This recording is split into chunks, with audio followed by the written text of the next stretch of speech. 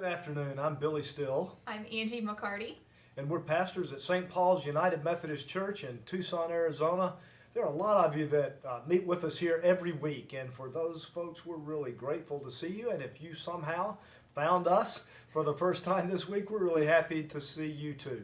It's the week before Christmas, and we just wanted to take a few minutes to share a Christmas message with you because we know that you have all kinds of time on your hands and nothing to do or think about. And so thanks a lot for spending a few minutes with us. I'd like to read to you a really brief passage of Scripture from the second chapter of the Gospel of Luke.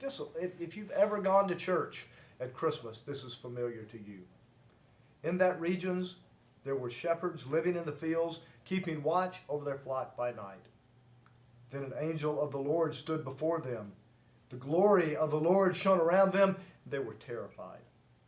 But the angel said to them, "Do not be afraid.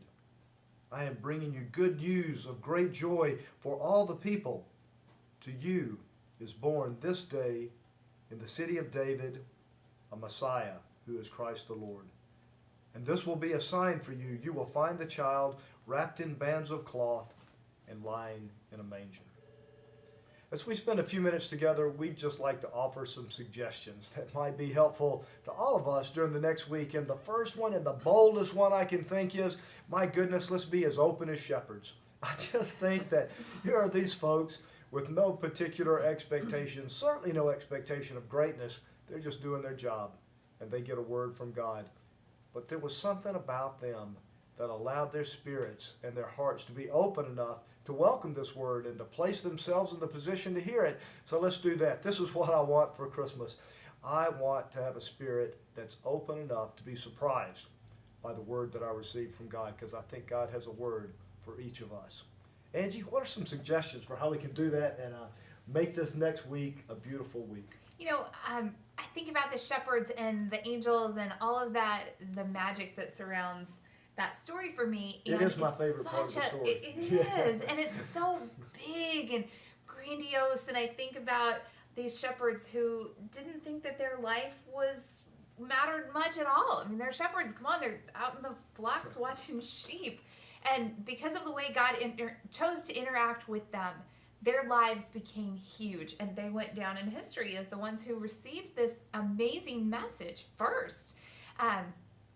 And so I would encourage you to make your life as big as you can, to just imagine yourself into greatness at this time of year. There are all kinds of ways that that can happen.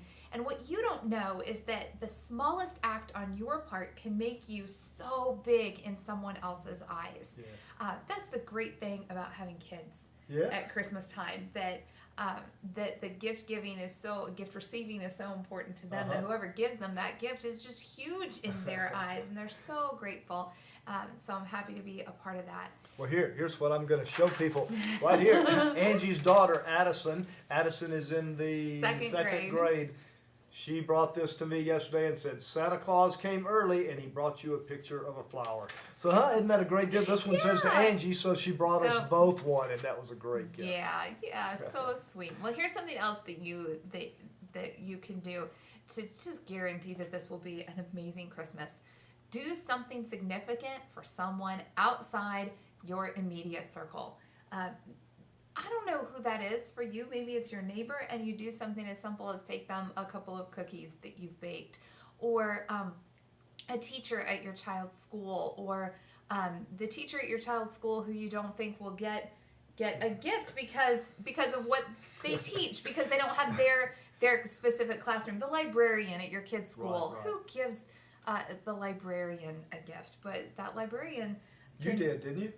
I didn't, but I gave gifts to a couple of other people at my kids' school that was really meaningful. No, I didn't think about the librarian. There's still another half day tomorrow to deal with. So it's just so important, especially I think if you tend to be someone for whom Christmas is really a difficult time. And there are so many of us out there that almost dread this holiday season because of grief or complicated family stuff, or all the different reasons that this can be a difficult time of year for you. If that's the case, and if Christmas is difficult for you, here's what you have to know: you are not alone. First of all, and that work hard not to become so internally focused on your struggles and difficulties that you can't see the joy that's out there waiting for you when you make it happen. And I think that doing something for someone else is the easiest and fastest, most gratifying way to bring joy to your holiday season. Here's another little way, and why not give away your most valuable asset, your time? Now, some of us are thinking right now, time? I've got no time. Are you joking? No, I'm not joking. And maybe you could just give away a tiny piece of it. What if you're in a parking lot and somebody is going to scramble for that parking place and you just gave it to them? You just smiled and said, pull on in. You can have it. And we go to the far corner and park and just take the time to walk in.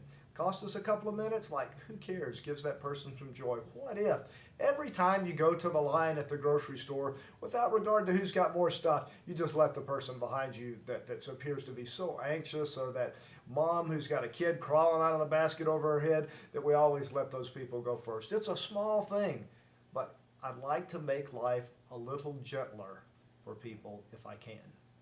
Life will certainly be gentler for us 6 months from now if we're not still paying off Christmas this summer.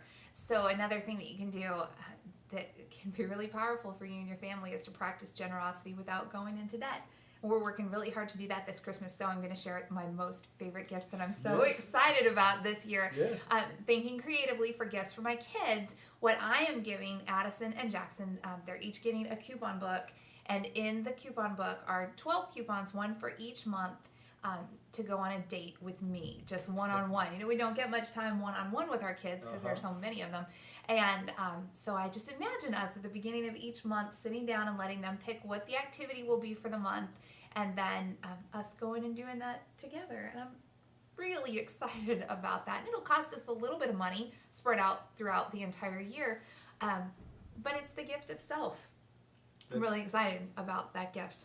That's a beautiful gift, but we have to say, if you're one of our friends here in Tucson and you know Addison and Jackson, shh, don't tell them. You can ask them about it on Christmas Day when you come to church, because here's one of the things that will really make a big difference in your holiday: worship.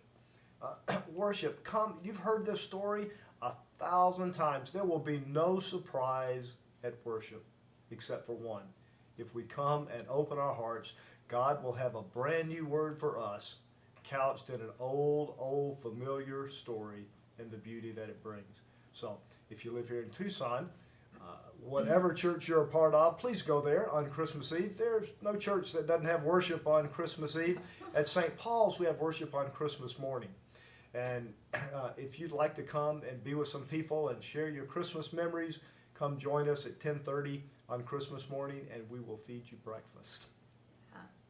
You know, one of the best things my mom did for me growing up was to require that I write thank you notes every single year at Christmas time and for my birthday, and really anytime I ever received a gift. And that was such a gift. That practice is so important. So every time someone offers you a gift, a present, a kind word, whatever it is that you received this Christmas, make sure that you go over and above with showing gratitude for that gift. It's not hard to do, but often overlooked. So let's all work together to show gratitude at this time of year. It's an important thing. I never give gifts with the expectation that I'm going to get anything in return. That's not why I give a gift. However, I notice when people say absolutely. Thank you. They just do. How can you not notice? It makes you feel good, and that's a great thing. Well, Angie and I will be back with you the first week in January. We'll be out of the office a lot between now and then. We'll be here on Sundays. Have a lot of great things going on, and we'll be here some during the week, but we'll be back on video the first week in January. So it's our prayer that you have a beautiful, Merry Christmas, that you're able to open your hearts and receive the message that God has for you in the hope of the Word become flesh. Merry Christmas. Merry Christmas.